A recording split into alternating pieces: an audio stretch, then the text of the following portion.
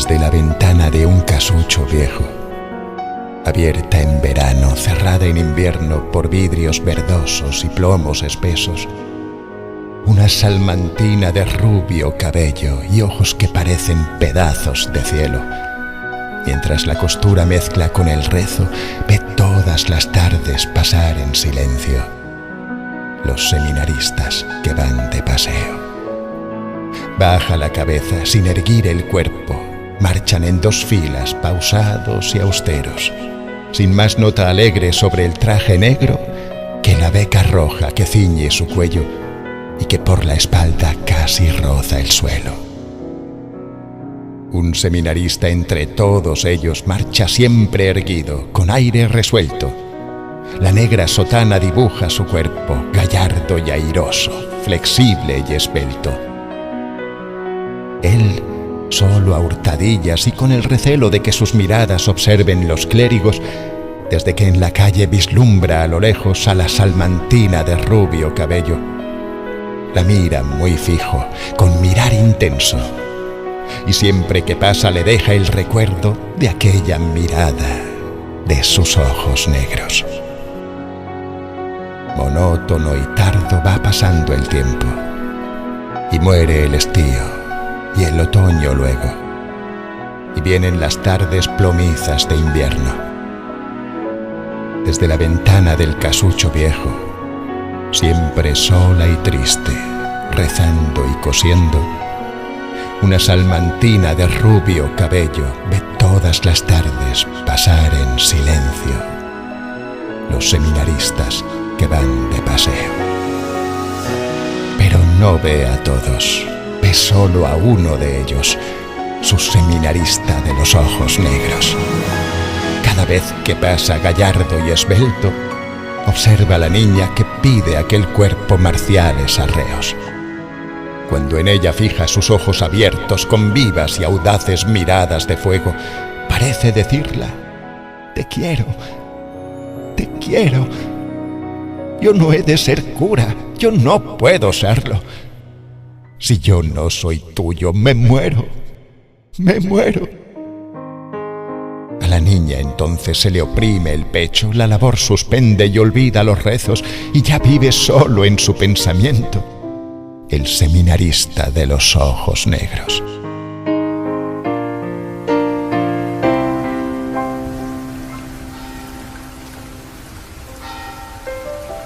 En una lluviosa mañana de invierno, la niña, que alegre saltaba del lecho, oyó tristes cánticos y fúnebres rezos. Por la angosta calle pasaba un entierro.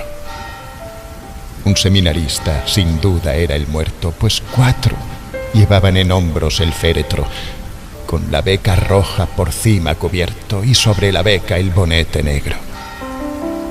Con sus voces roncas cantaban los clérigos, los seminaristas iban en silencio, siempre en 2 filas hacia el cementerio, como por las tardes salir de paseo.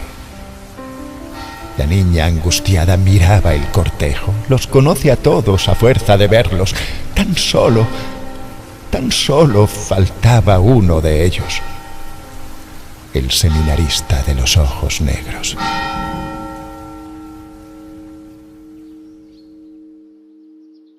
Corriendo los años, pasó mucho tiempo.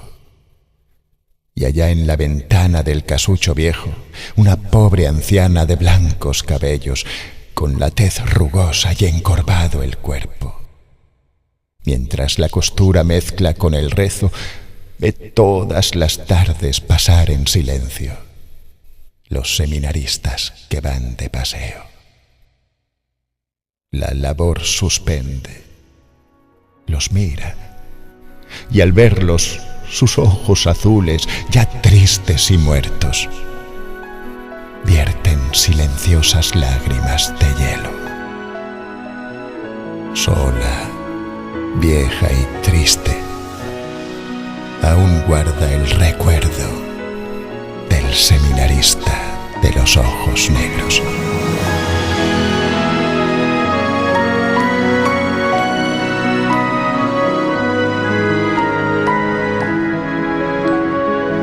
El seminarista de los ojos negros, un poema de Miguel Ramos Carrión, narrado por Joan Mora.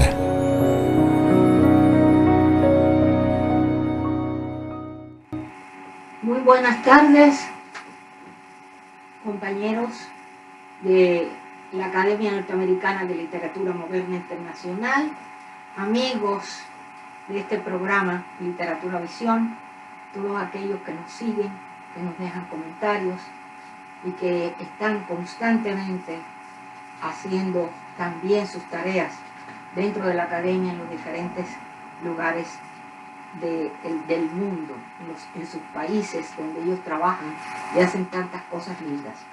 Pero hoy vamos a hacer un trabajo muy espectacular. Hoy tengo a María Josefa conmigo. Saludos. Y bueno, pues vamos a comenzar. Y han visto el video de apertura, como siempre, tiene una connotación específica y relacionada con lo que vamos a ver en el programa del día de hoy. En este caso vimos el video que es el poema de Miguel Ramos Carrión, recitado por nuestro querido Joan Mora, y se trata del seminarista de los ojos negros. Esta introducción está relacionada con la temática que traemos en este día.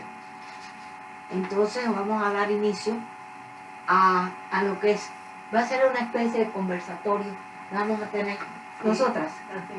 Entonces voy a comenzar porque el día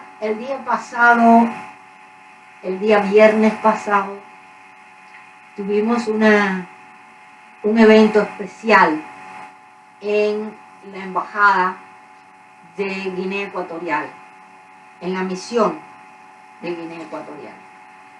En ese trabajo, en ese evento, se presentó el idioma español como protagonista del evento, fuente inagotable de cultura, de hermandades, del saber y de unidad entre los países del mundo. Este es un fragmento, más o menos, de lo que se hizo, pero ese trabajo lo van a ver en los especiales de Literatura Visión próximamente.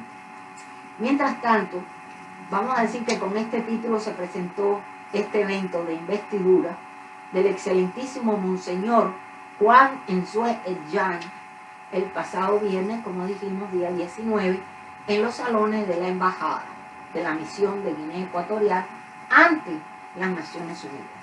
El grupo de acá de la Academia de Nueva York nos acompañó y bueno, fue un trabajo muy interesante.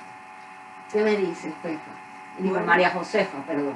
Pues sí, fue auspiciado por el honorable, excelentísimo Anatolio Endo, MBA, embajador jefe de la casa, quien también invitó a varios embajadores de diferentes estados de la Unión Africana. Entre ellos estuvieron representando sus países los embajadores de excelentísimo miembro de las embajadas de Camerún, África Central, Congo Democrático, Estado de Eritrea y de Côte d'Ivoire. Y por supuesto el invitado especial, excelentísimo y reverendísimo señor Gabriel Giordano Casia y el excelentísimo Monseñor Juan Nsue Edjan, a quien se le rendiría con la investidura de la Academia Nacional de Literatura Moderna Internacional. Las lenguas autónomas, y este es un asunto que iremos tratando en literatura visión, a través de lo que será el ciclo del hispanismo, y tenemos grandes trabajos que están en espera. Se trata de lo que son las lenguas maternas. En el caso de las lenguas autónomas de Guinea Ecuatorial, que es un país único en África, por su diversidad lingüística y cultural. A pesar de ser uno de los países más pequeños del continente, alberga una rica cultura, variedad de idiomas y dialectos, reflejos de su compleja historia y de su diversidad étnica. El Fang, por ejemplo, es uno de ellos. Es el idioma más hablado en la parte continental de Guinea Ecuatorial. Es la lengua materna de los Fang, el grupo étnico más numeroso del país, y se utiliza ampliamente en la vida cotidiana y en los medios de comunicación. En la isla de Bioko, el Bubi es el idioma principal de los Bubi, el grupo étnico autóctono de la isla. El Bubi tiene una importancia cultural significativa. El Ndowe es hablado por los pueblos de la costa y es uno de los idiomas minoritarios del país, junto con otros idiomas menores como el annobonese, que contribuye a la rica diversidad lingüística de Guinea Ecuatorial. El Ndowe, autodenominado Ndowe o Conwe, es un grupo étnico localizado en la franja litoral del Golfo de Guinea, comprendida entre Camerún hasta Congo, pasando por Guinea Ecuatorial y Gabón.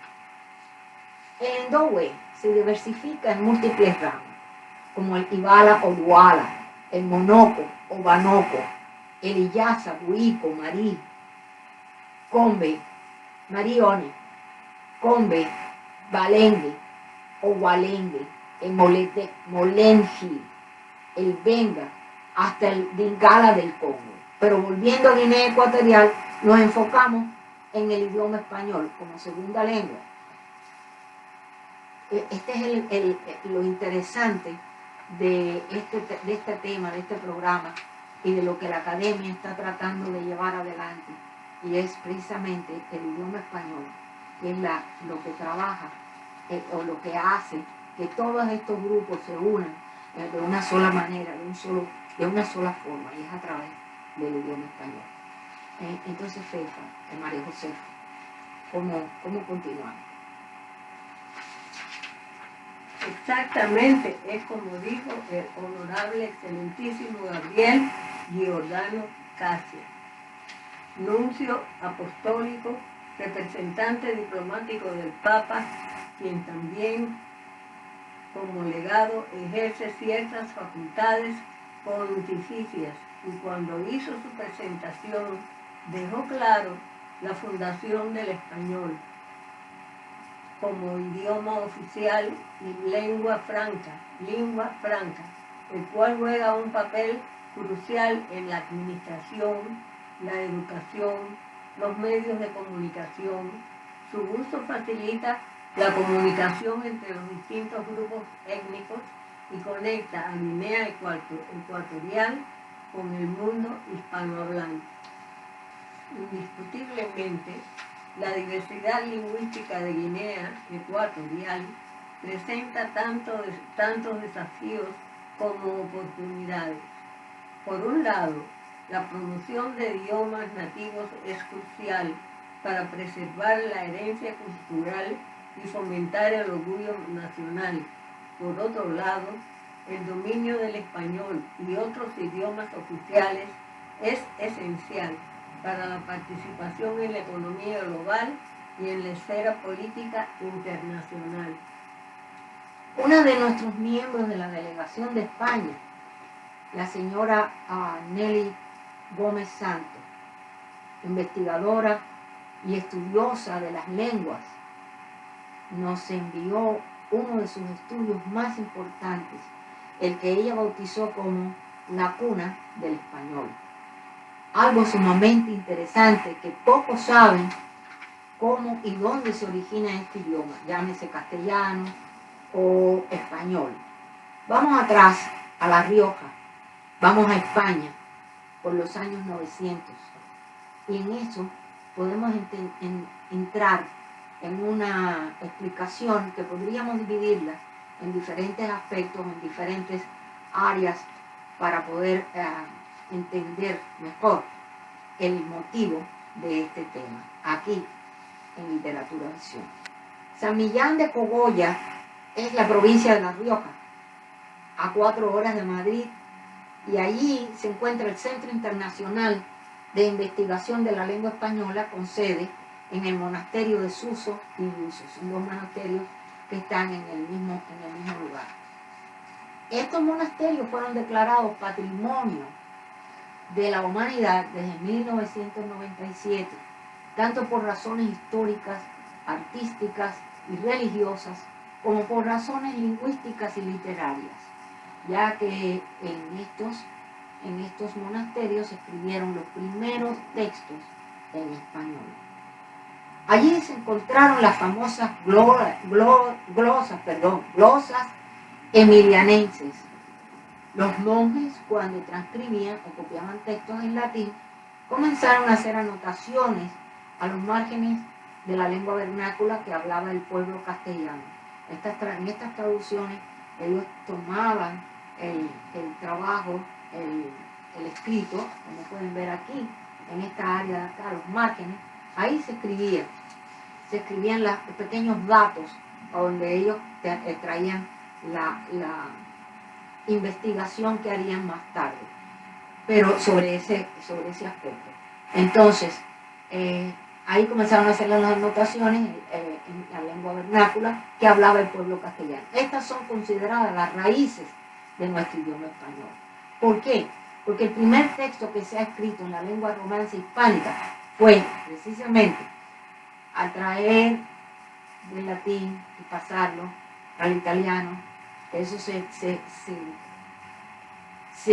establecían normas, se establecían espacios, sistemáticamente se le daba nombre, como nosotros podemos dar nombre de capítulo 1, capítulo 2, ellos le llamaban glosas, glosa 1, glosa 2, glosa 3. Pues precisamente es la glosa número 89, históricamente, en estos récords que aparecen allí, del Códice Emilianense, número 60, ahí está el códice también como capítulo, ahí está que posee intencionalmente el léxico, la gramática y los sonidos de la voz. Allí, en ese pedacito, en ese códice, estudiando haciendo la traducción, en esa glosa que fue la número 89, ese pedacito de anotación que se hizo en el margen del códice, ahí, en ese número 89, es donde comienza el idioma español. Ahí es donde están las connotaciones, según ella, que nos trae esta información, posee intencionalmente el léxico, la gramática y los sonidos del habla. En los monasterios de San Millán se escribieron las enciclopedias más ricas de cuantas conocemos del Alto Medioevo, y allí encontramos al primer poeta en lengua española, el monje Gonzalo de Berceo. Dice ella, hablando de su viaje, cómo nos muestra lo que ella vio y cómo nos menciona en su artículo, dice: tuvimos la oportunidad de hacer una visita, esa es ella, estamos hablando de, dice Nelly, la persona que ha enviado este trabajo, o sea, la que escribió este artículo, haciendo un comentario sobre cómo ella estuvo visitando esta área. Dice: tuvimos la oportunidad de hacer una visita guiada por el prior del monasterio de Yuso, José Ramón Sáenz. Admiramos las numerosas obras de arte, entre las que se destacan los lienzos de Juan de Ricci, y en la iglesia se encuentran muchas joyas como el púlpito de nogal, que parece ser de finales del siglo XVI. Bueno, hay mucho que decir. El 13 de junio del 964 se escribe el Códice número 46, que es considerado el inicio del castellano escrito. Gonzalo de Berceo vive y escribe fundamentalmente en la primera mitad del siglo XIII, y allí la misma lengua adquiere la condición de idioma poético.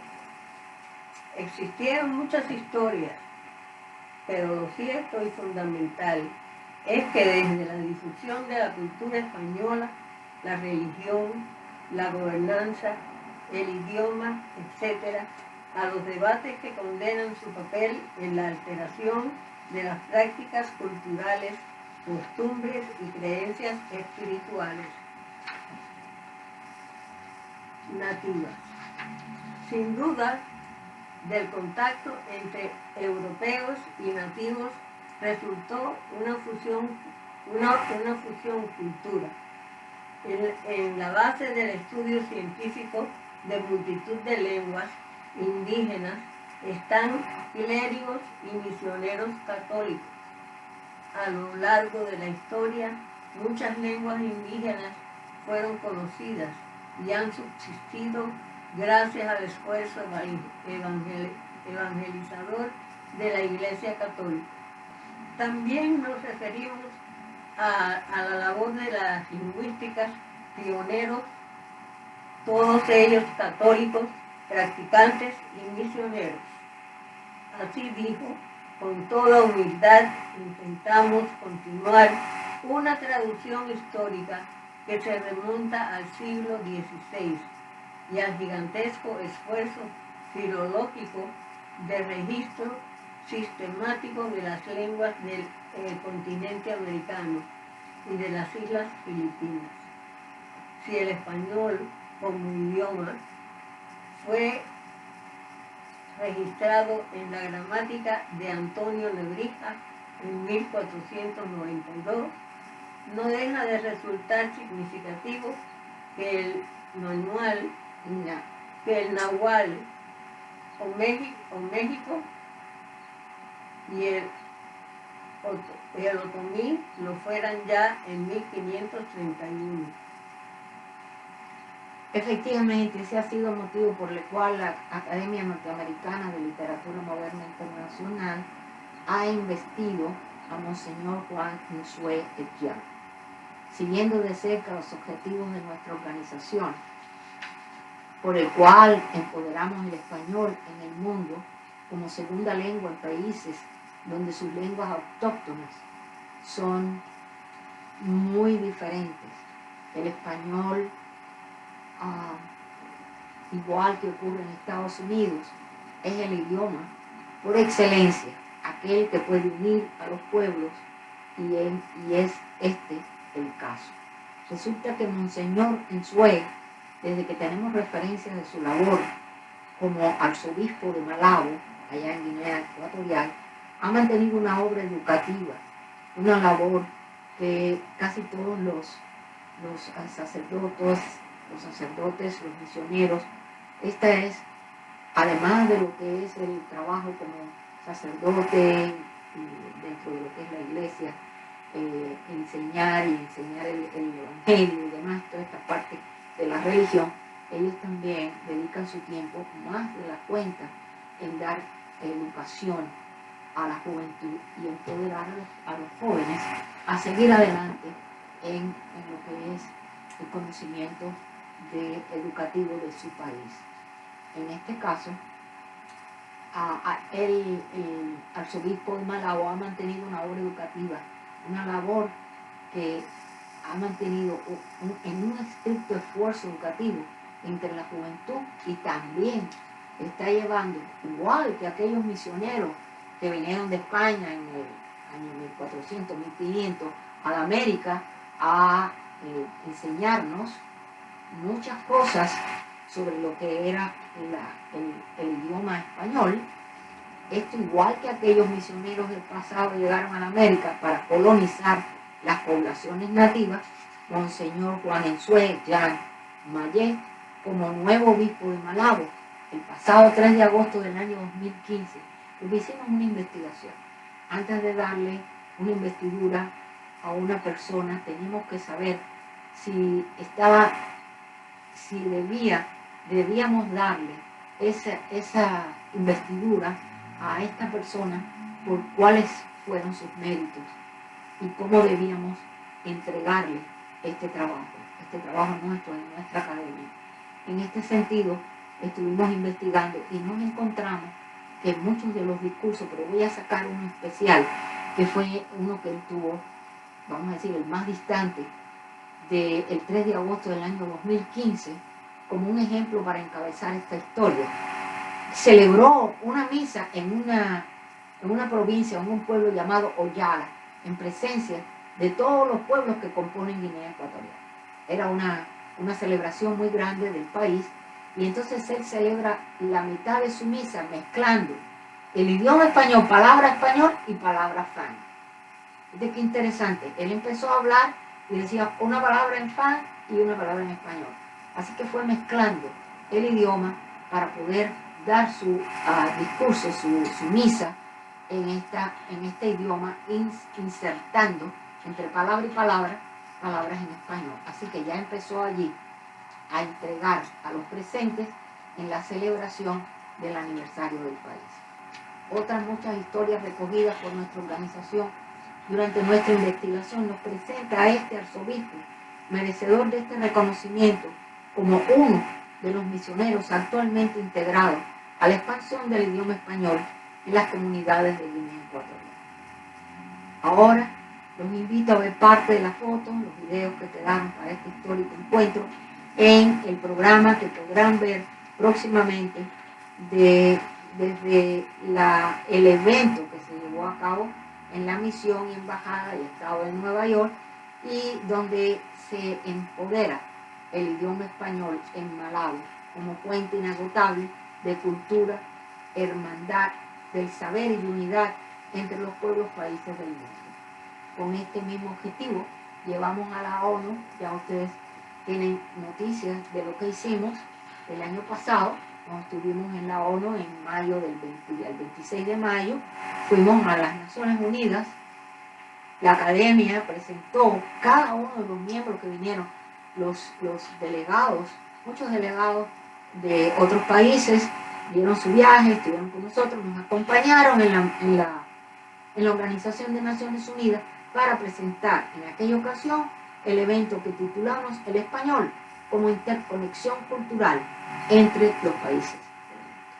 Así terminamos este pedacito del día de hoy, este seminario. Muy bueno que quedó. Esperamos que estas notificaciones que hemos dado el día de hoy sean de verdadero interés para todos aquellos que son de habla hispana y que están en la obligación de refinar su vocabulario y su idioma día a día, que es como se hace realmente. Bueno, entonces ahora traemos a nuestro querido, como siempre, Luis Alberto Ambrosio, que presenta el humanismo, el renacentismo, Sor Juana Inés de la Cruz, y vamos a escucharlo. Él tiene unos trabajos muy lindos y unos poemas que decir. Adelante, doctor, bienvenido. Buenas tardes, doctor. ¿Cómo se encuentra? Muy bien, gracias a Dios, aquí. Bueno, tenemos una promesa desde la vez pasada sobre una continuación de la vida de Sor Juana.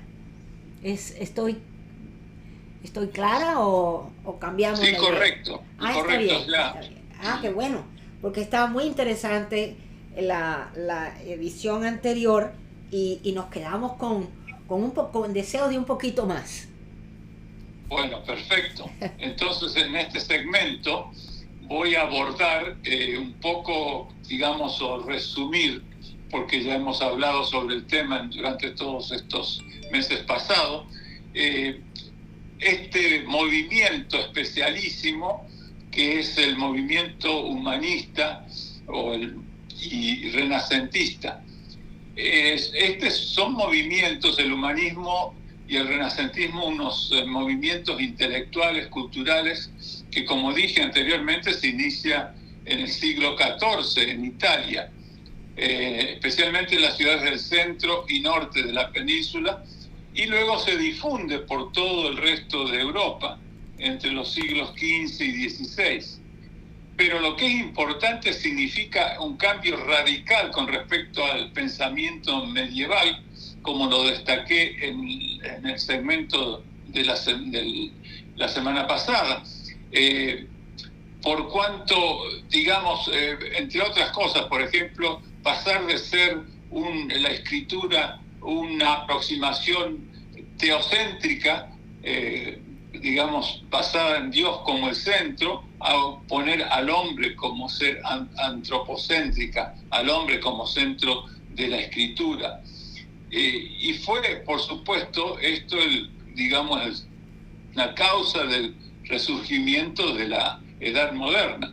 El humanismo, como dije, al compartir las características de este movimiento, concebía a los seres humanos como seres libres, capaces de conocer el mundo, interactuar con él mediante la razón y transformarlo de acuerdo con sus deseos y necesidades.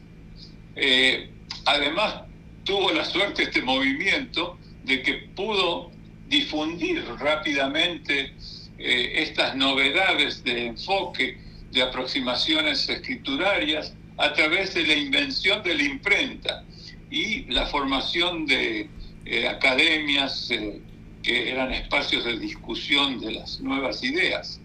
Así que, por supuesto, algunas universidades continuaban la tradición escolástica, excepto otras que incorporaron los principios humanísticos. Yo creo que, y así luego el Renacimiento fue la manifestación en la cultura europea de este movimiento humanista, revalorizó el protagonismo de la figura humana, el punto de vista del espectador y las formas clásicas del arte griego y romano. Y esto no solamente, digamos, se manifestó en la escritura, sino también en la pintura, la arquitectura, la escultura, con nuevos principios basados en la observación crítica de la realidad. Y luego también el conocimiento matemático, anatómico, botánico, etc. Ya hemos hablado incluso de algunos de los mayores autores y representantes que propiciaron y realmente alimentaron el surgimiento del humanismo. Por ejemplo, Dante Alighieri, con su Divina Comedia, entre otras obras que ya antes, Francesco Petrarca, que antes aludía a leer los sonetos de Sor Juana Inés de la Cruz, Giovanni Boccaccio. Luego también entre los humanistas podemos hablar de Lorenzo Valla, Giovanni Pico de la Mirandola, Erasmo de Rotterdam, muy importante, este filósofo y teólogo holandés, es considerado el máximo representante del humanismo en el norte de Europa y crítico de la Iglesia Católica, por supuesto. Maquiavelo, filósofo italiano, autor del Príncipe, Tomás Moro, Garcilaso de la Vega, que antes aludimos en una de las participaciones, y ahora, por supuesto, me concentré en Sor Juana Inés de la Cruz, porque es muy interesante. Es más conocida por ese famoso poema largo que es Hombres necios que acusáis.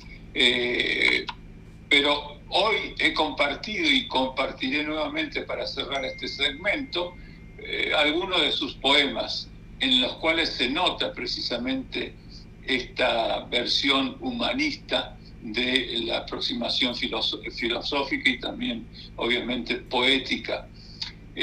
Así que sin más, porque ya hemos hablado por muchos meses sobre todo este movimiento y todas estas figuras, voy a compartir y cerrar este segmento con 3, de vuelta, poemas que son sonetos, porque es parte de lo que surgió en este movimiento con Petrarca. El primer poema se titula, y es interesante porque en perseguirme, mundo, ¿qué interesas? En perseguirme, mundo, ¿qué interesas? ¿En qué te ofendo cuando solo intento poner bellezas en mi entendimiento y no mi entendimiento en las bellezas? Yo no estimo tesoros ni riquezas, y así siempre me causa más contento poner riquezas en mi pensamiento que no mi pensamiento en las riquezas. Y no estimo hermosura que vencida es despojo civil de las edades, ni riqueza me agrada fementida, teniendo por mejor en mis verdades consumir vanidades de la vida que consumir la vida en vanidades. Qué hermoso poema. Y es muy interesante precisamente cómo se concentra en el ser humano y en lo que debe ser. El otro poema se titula Este que ves, engaño colorido, que del arte ostentando los primores, con falsos silogismos de colores, es cauteloso engaño del sentido. Este en quien la lisonja ha pretendido excusar de los años los horrores y venciendo del tiempo los rigores, triunfar de la vejez y del olvido. Es un vano artificio del cuidado, es una flor al viento delicada, es un resguardo inútil para el hado. Es una necia diligencia errada, es un afán caduco y bien mirado, es cadáver, es polvo, es sombra, es nada. Y finalmente voy a cerrar con este poema titulado Esta tarde mi bien cuando te hablaba. Esta tarde mi bien cuando te hablaba, como en tu rostro y en tus acciones vía, que con palabras no te persuadía, que el corazón me vieses deseaba. Y amor que mis intentos ayudaba, venció lo que imposible parecía, pues entre el llanto que el dolor vertía, el corazón deshecho destilaba. Baste ya de rigores, mi bien, baste. No te atormentan más celos tiranos, ni el vil recelo tu quietud contraste, con sombras necias, con indicios vanos, pues ya en líquido humor viste y tocaste mi corazón deshecho entre tus manos. Bueno, con esto cierro a esta magnífica, fascinante, increíble poeta de nuestra zona, que se suma a los grandes poetas que formaron el romanticismo y el humanismo, que realmente ayudó tanto a la reformulación en cierto sentido de la humanidad y llegando a la modernidad, ahora la posmodernidad, etcétera, etcétera. Espero que hayan disfrutado y que hayan gozado de estos sonetos que no son tan conocidos de Sor Juana Inés de la Cruz, pero que la ponen en el centro, digamos, de esta discusión, de este eje discursivo de las tendencias renancistas y humanistas. Muchísimas gracias. Gracias a usted y bueno, lo esperamos la próxima vez. Así será. Muchísimas gracias, Rosalía. Gracias. Espero que les haya gustado el trabajo de nuestro querido Luis Alberto Ambrosio, el doctor, que presentó este trabajo tan interesante y estos poemas. Siempre Sor Juana Inés de la Cruz es un punto muy atractivo dentro de la literatura. Siempre hay algo que decir de ella. Ella es la bien amada. Exacto. Bueno, entonces, hace varios años, vamos a decir del año 2017, tuvimos la academia ha traído muchas cosas muy interesantes a la palestra. Pero en esta ocasión, nosotros recién comenzando, porque comenzamos en el año, ya oficialmente en el año 2015, en el año 2017 estuvimos con el alcalde del condado de Dade, en la Florida, y allí solicitamos una proclamación para el dramaturgo, escritor y premio Nobel de literatura, el gran Ernest Hemingway. En aquella ocasión, el mayor del condado de Dade, el señor Regalado, nos presentó y nos dio la oportunidad de hacer una proclamación para este dramaturgo, para este escritor, a este gran escritor de la lengua americana, pero premio Nobel también. Y allí, en esa oportunidad, en el Teatro Artimes, presentamos la proclamación. Ustedes van a ver las fotografías ahora. Y siempre quedó como que el día 21 quedaría para siempre esa promesa que hicimos de mantener un día para Ernest Hemingway en el condado de Dade.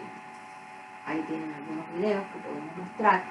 Y mientras tanto, te diré que el narrador estadounidense, cuya obra considerada ya clásica en la literatura del siglo XX, ha ejercido una notable influencia tanto por la sobriedad de su estilo como por los elementos trágicos y el retrato de la época que representa.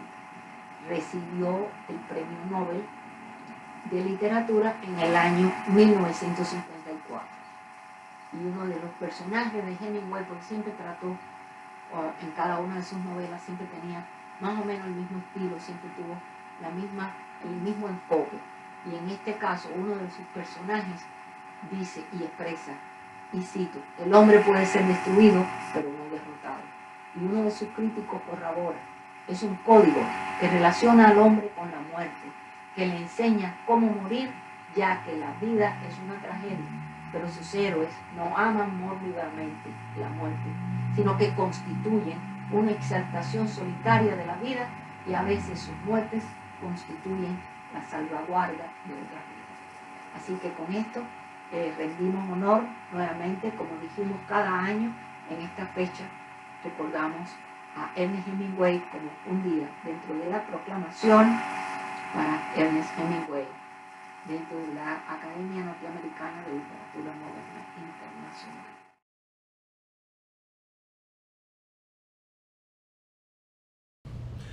Queremos darle la bienvenida en nombre de la ciudad de Miami a Una tarde con Ernest Hemingway.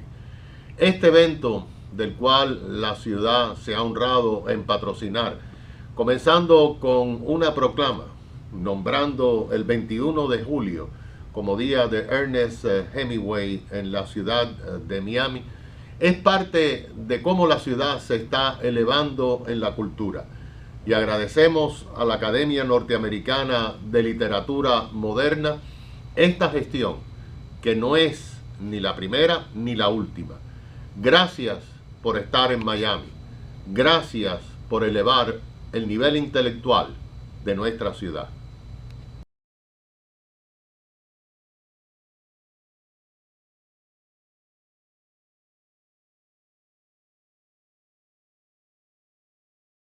En esta ocasión queremos hacer una mención muy importante, porque hay un miembro de nuestra academia que es uno de los investigadores más importantes de la vida de Ernest Hemingway.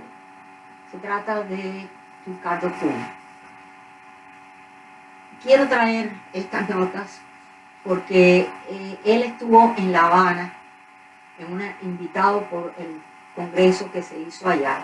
Él es el autor de este libro, que lo tengo aquí, y el otro, que lo estoy leyendo, pero que no lo traje, no lo van a ver en pantalla, es el último libro de él. Este es Ricardo Kuhn. Fíjate qué grosso. Esto es todo el trabajo, la vida de Ernest Hemingway, escrito por este señor. Entonces, quiero hacer esta pequeña nota, quiero leer esta pequeña nota que escribieron y mostrar algunas fotografías, porque el video que Ricardo Kuhn nos envió, desafortunadamente no traía, parece que no sé, porque yo desconozco mucho en la tecnología, pero había algo que no funcionó muy bien y no pudimos ponerlo en pantalla como esperábamos hacer. Entonces se escribió por la señora Cecilia Rayén Guerrero de Güell. Ella escribe en el periódico que se llama L.M. Newton, Ricardo Kuhn. Ricardo Kuhn dedicó su vida a seguir los pasos del Premio Nobel. Su trabajo no solo es reconocido mundialmente y lo llevó a lugares y personajes entrañables, sino que se volvió un motor contra la adversidad de la hipoacusia. El problema es que él no oye, él no sabe de qué se tratan las cosas, él solamente habla. Y ahí lo que él conoce, los conocimientos que tiene, que son increíbles, un investigador tremendo. La primera vez que Ricardo fue un sopo de Ernest Hemingway fue cuando vio en televisión Al viejo y el mar, con el actor Spencer Tracy. Tenía 10 años y algo de esa historia en blanco y negro lo atrapó. La curiosidad, dice él, me llevó a saber más sobre...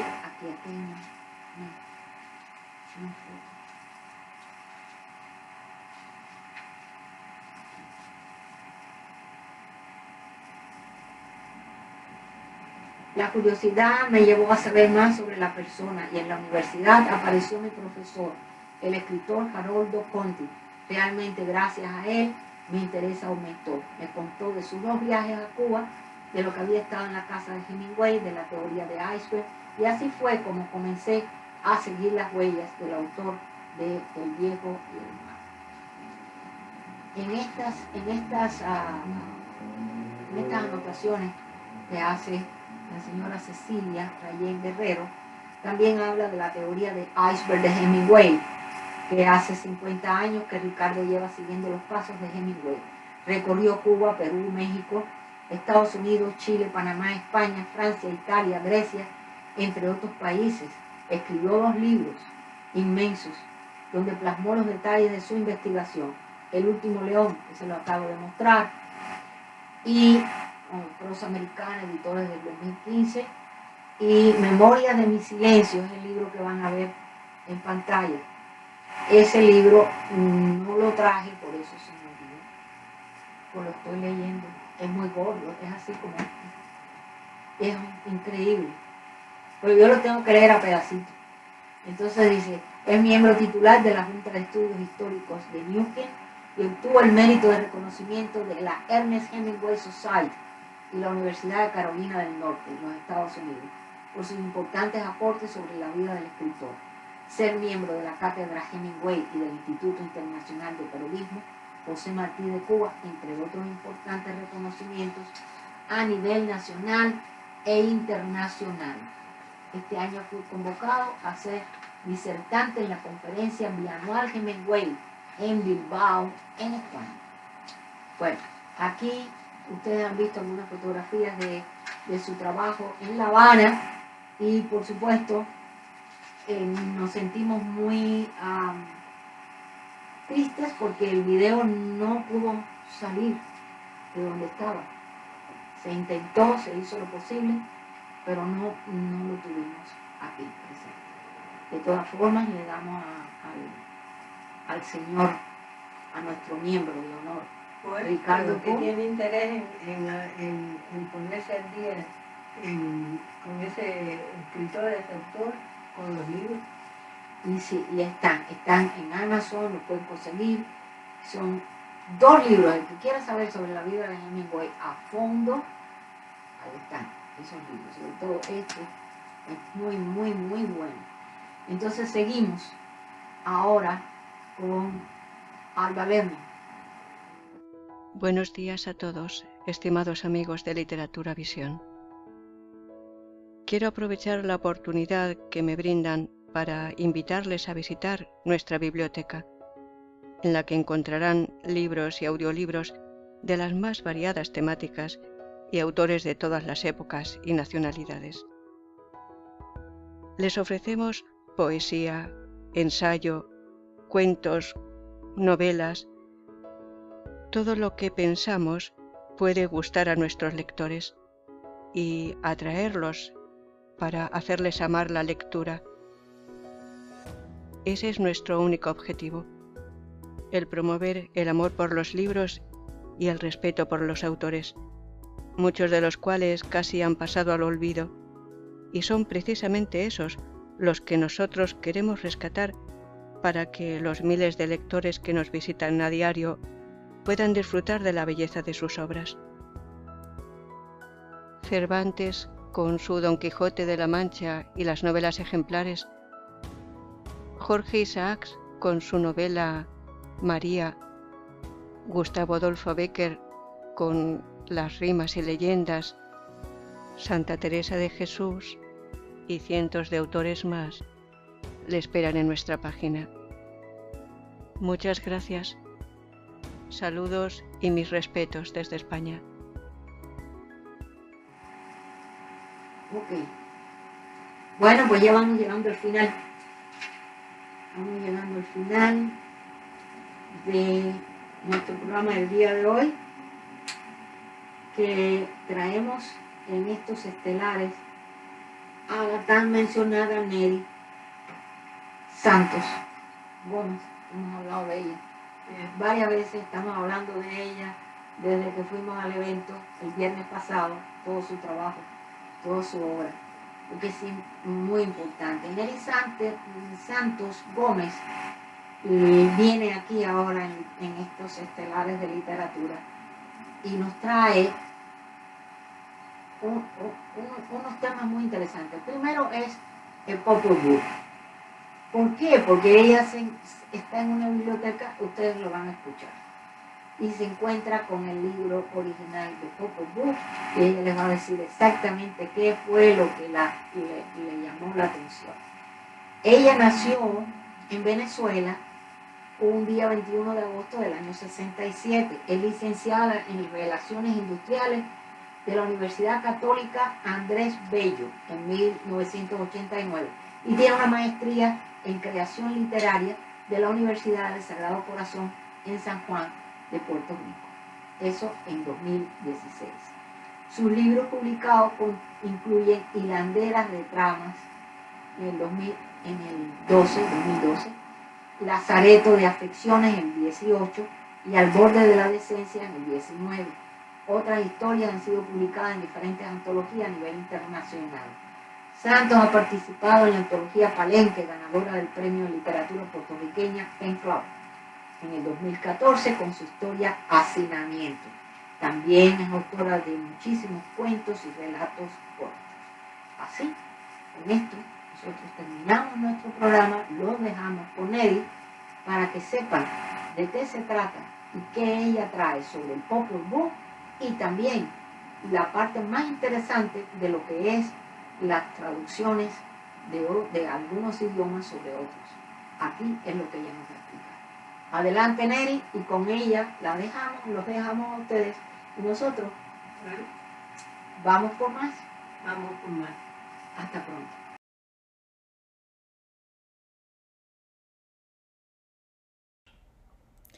Buenas tardes, mi nombre es Neri Santos Gómez, soy miembro de esta prestigiosa academia y quería darles un saludo a todos ustedes, los de la Academia Norteamericana de Literatura Moderna Internacional. Pertenezco al capítulo Reina España y hoy les quería conversar un poquito y hablarles sobre el papel de la traducción en la creación de nuestro idioma, el español. En cómo la traducción ha ayudado a que se enriquezca nuestro idioma y a que prospere y siga creciendo. El traductor en el pico de un colibrí.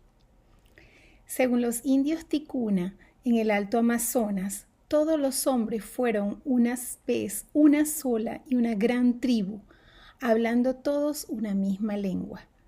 Un día se comieron 2 huevos de colibrí, que era un animal sagrado. Como castigo, se dividieron en muchos grupos donde comenzaron a hablar en distintas lenguas. En el relato de la Torre de Babel en el libro del Génesis del Antiguo Testamento, Yahvé castiga a la humanidad por su arrogancia y hostilidad, exponiendo al hombre a una gran variedad de lenguas. La historia se repite en diferentes culturas. El hombre separado en diferentes lenguas y confusión. El traductor, entonces, tiene un don divino, una labor de unión. La confusión implica la posibilidad de aprender de nuevo y el traductor propicia una posibilidad de aprendizaje. Cuando pienso en traducción, lo primero que viene a mi mente es la piedra Rosetta. Visitando el Museo Británico me encontré con ella. Se trata de un decreto grabado en piedra. Esta fue publicado en Memphis en el año 196 a.C. Fue el primer texto conocido plurilingüe y fue clave para comparar los textos egipcios con la inscripción griega equivalente. La posibilidad de entender los jeroglíficos sentó las bases sobre el conocimiento del idioma y representó una valiosa clave.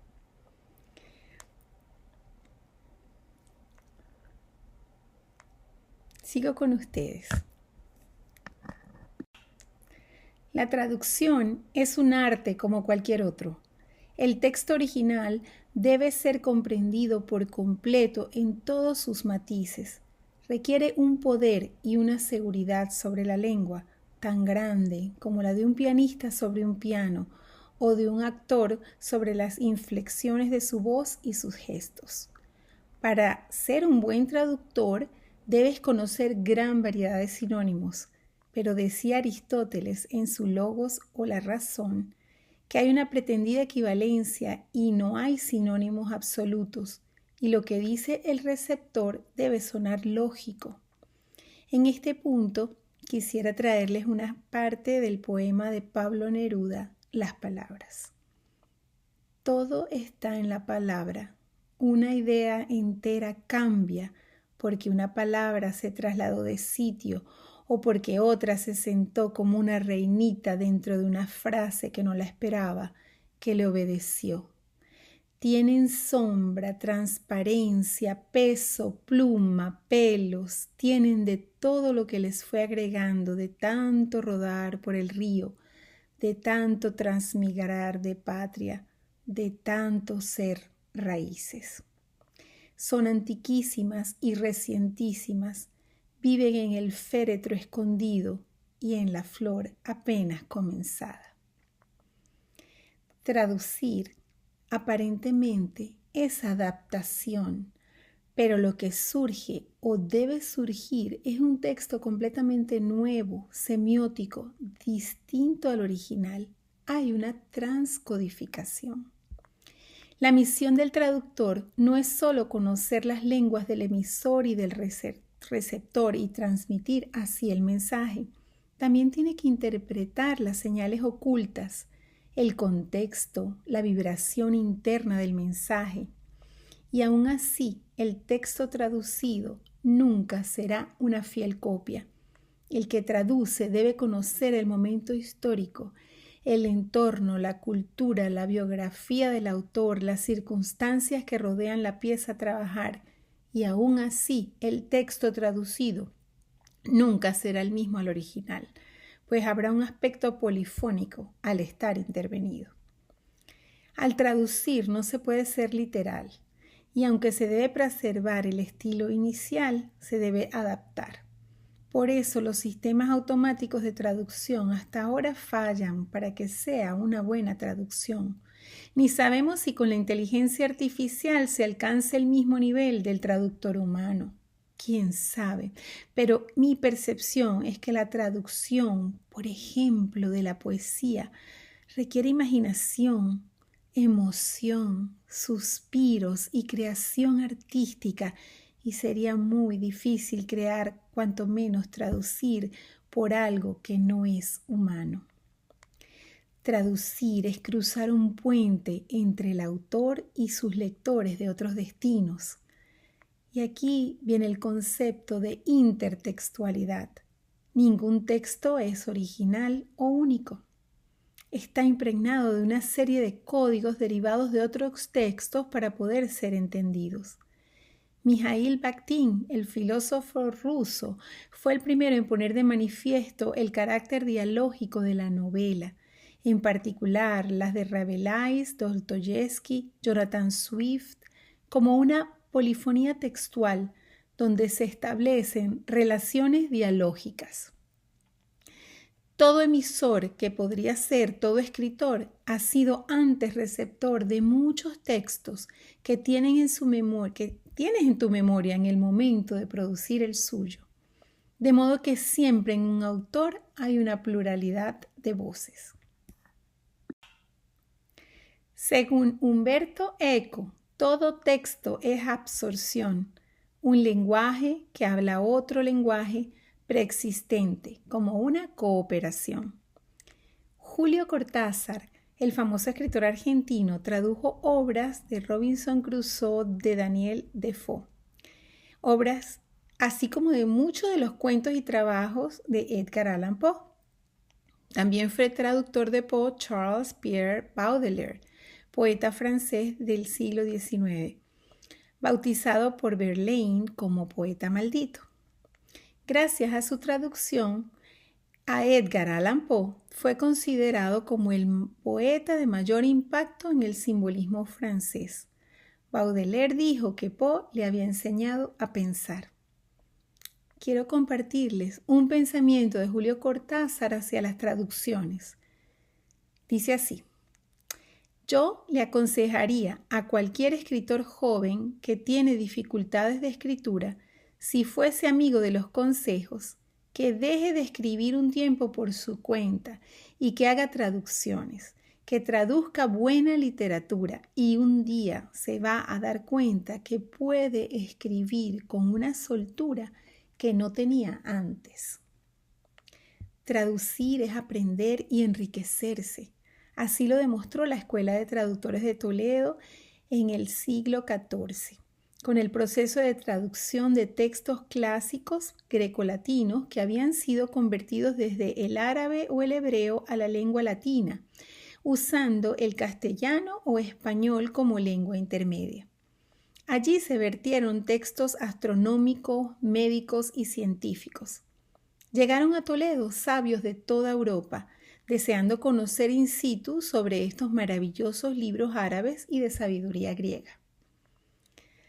Tuve la oportunidad de participar en un congreso sobre la lengua en San Millán de la Cogolla, en la provincia de La Rioja. Allí pude ser testigo de dónde nuestro idioma comenzó, la cuna del español, del castellano.